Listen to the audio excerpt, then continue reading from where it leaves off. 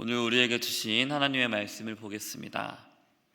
요한계시록 21장 22절부터 27절 말씀입니다.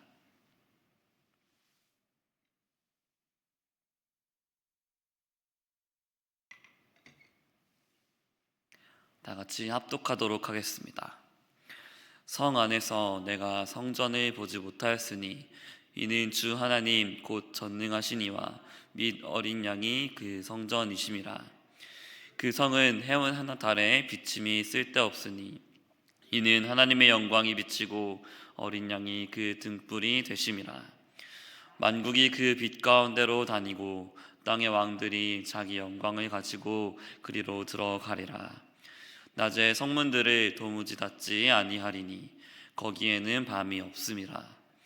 사람들이 만국의 영광과 존귀를 가지고 그리로 들어가겠고 무엇이든지 속된 것이나 가증한 일 또는 거짓말하는 자는 결코 그리로 들어가지 못하되 오직 어린 양의 생명책에 기록된 자들만 들어가리라. 아멘.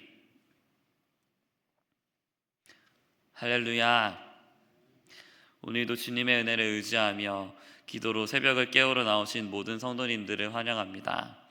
오늘도 하나님 우리 아버지께서 우리의 간구와 부르짖음을 들으시고 우리의 기도에 응답해 주실 줄 믿습니다.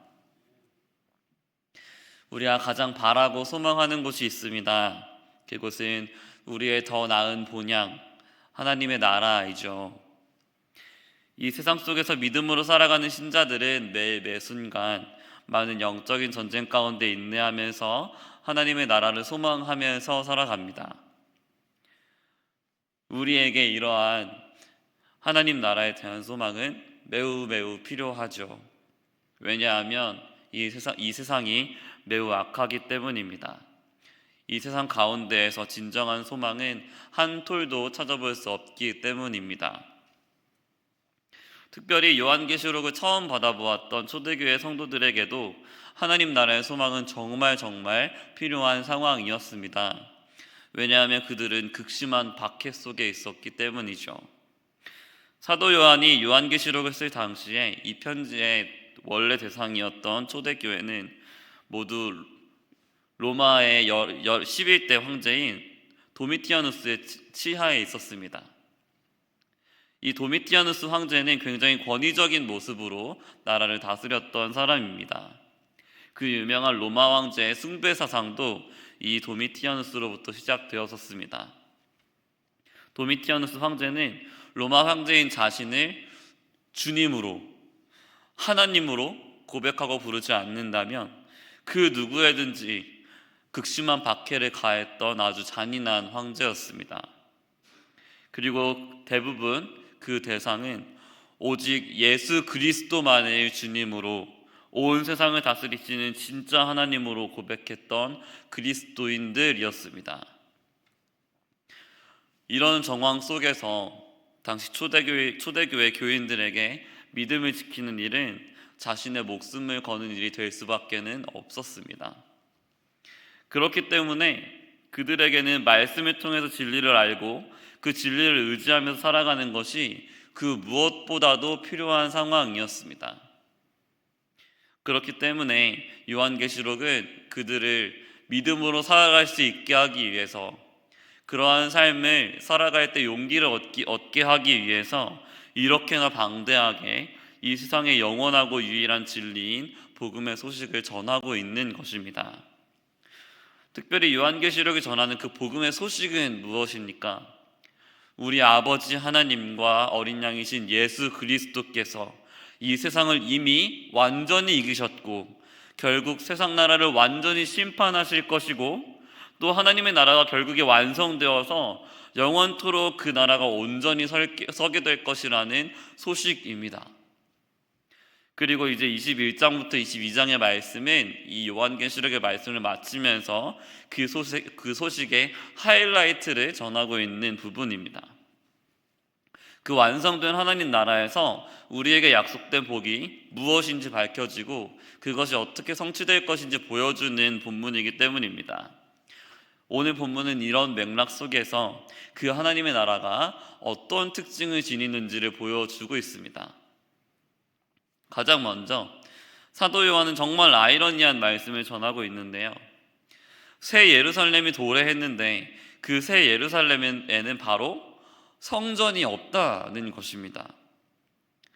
구약에서부터 예루살렘과 성전은 반드시 같이 거론되어 왔습니다.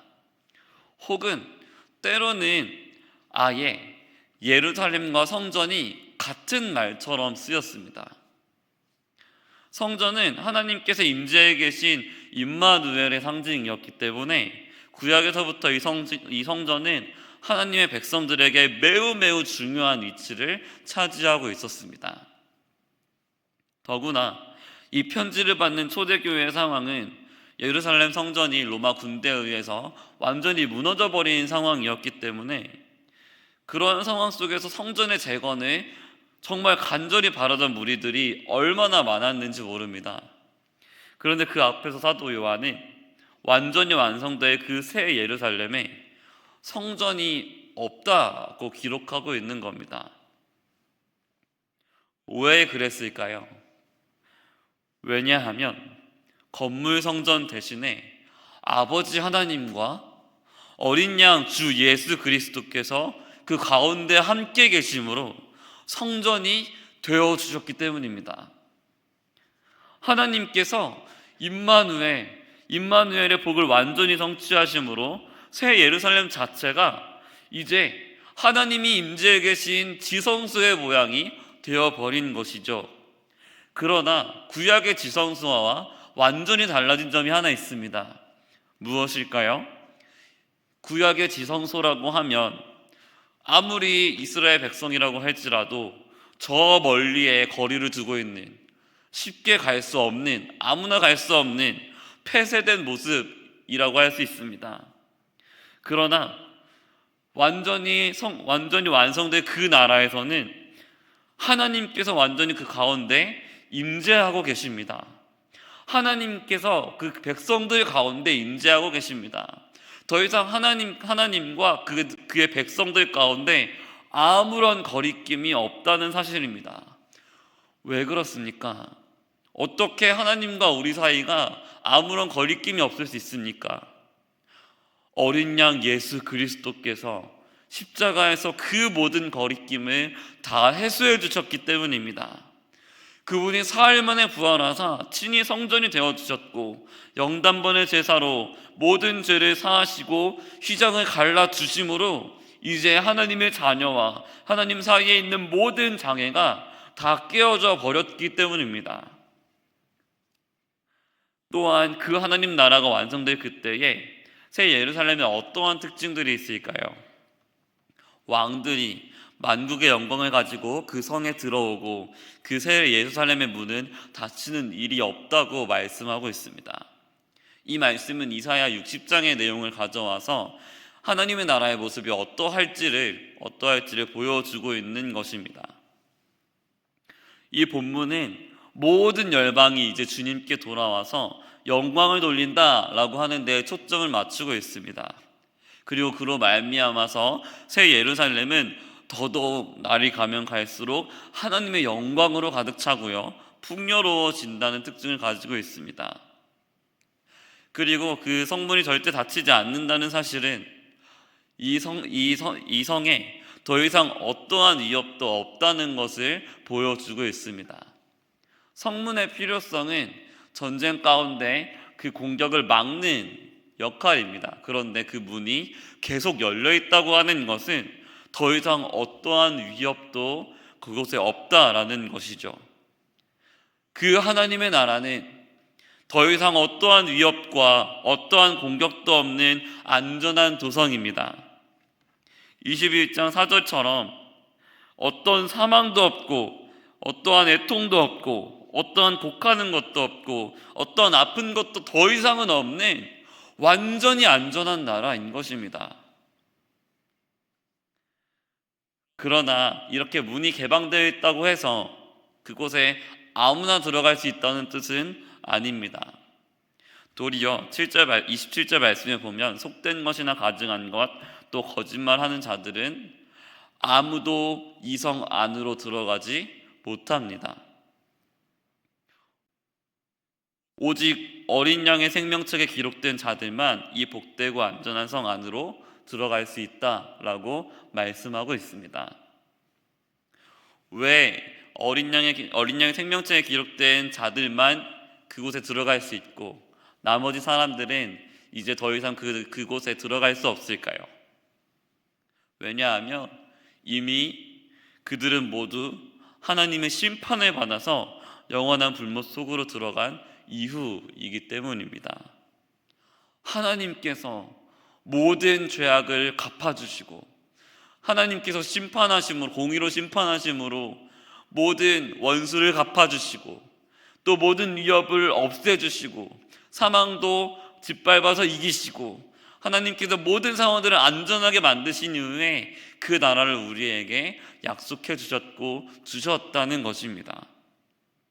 사랑하는 성도 여러분, 이 안전한 도성, 더 이상 죄의 유혹도 많은 박해도 그 어떠한 위협도 없이 오직 주님만으로 모든 풍요를 누리는 그 나라는 반드시 우리에게 주어질 것입니다. 반드시 이루어질 것입니다. 왜냐하면 지금도 어제나 오늘이나 또한 앞으로 모든 날들 가운데 그 나라의 왕이신 하나님께서 신실하게 약속을 이루어 가고 계시고 변함없이 살아 계시기 때문입니다. 그렇기 때문에 사랑하는 성도 여러분, 우리 가운데 복음의 소식을 주시고 우리 가운데 영원한 약속을 주신 그 하나님을 의지하며 우리가 오늘 하루도 믿음으로 살아갈 용기를 얻길 소망합니다. 오늘 하루 우리가 우리 아버지 하나님을 의지하면서 하나님께서 약속하신 그 나라를 소망하면서 믿음으로 살아가기에 힘쓰는 우리 모든 성도님들 되시기를 간절히 소망합니다. 잠시 기도하겠습니다.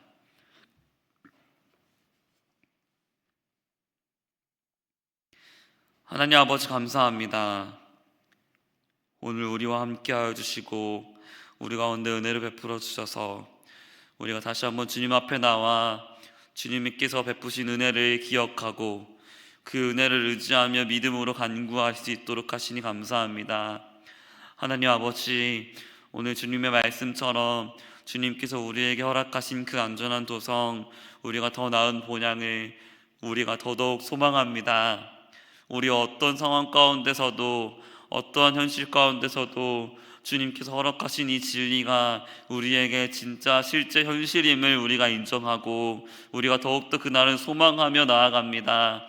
하나님 아버지, 우리 모두에게 믿음으로 살아갈 용기를 주시고 주의 말씀대로 그리스도인답게 살아갈 용기를 주셔서 우리를 통하여서 하나님의 뜻을 이루어주시고 우리를 통하여서 오직 주님만 영광을 받아 주시옵소서.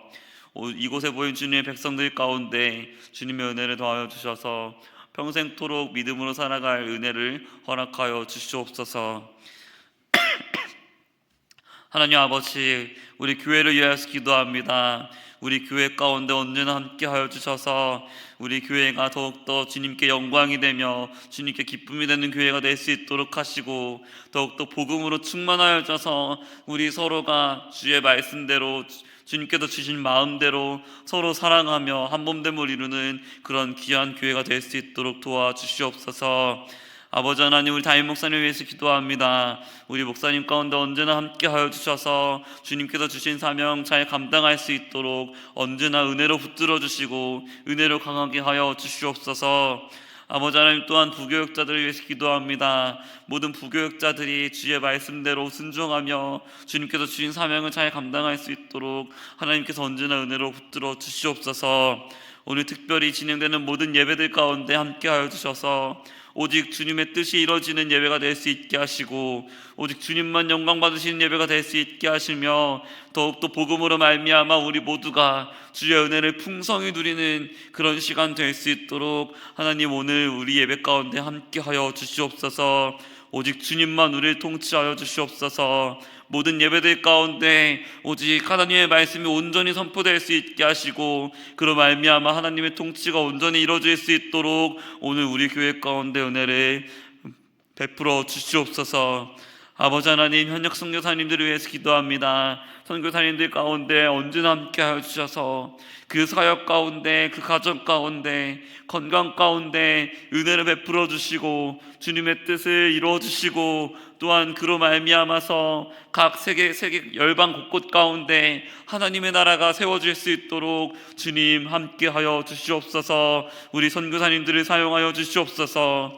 하나님 아버지, 우리 환우들과 우리 성도님들을 위해서 기도합니다. 주님께서 은혜로 늘 붙들어 주시사 하늘의 위로와 하늘의 평강을 허락하여 주시고, 더욱더 하나님 나라의 복을 허락하여 주셔서 정말 끝까지 믿음으로 용기 있게 살아낼 수 있도록 주님께서 언제나 함께하여 주시옵소서. 우리를 통하여 언제나 주님만 영광 받으실 줄 믿고, 또한 우리와 언제나 함께하여 주실 줄 믿고 예수 그리스도의 이름으로 기도합니다. 아멘.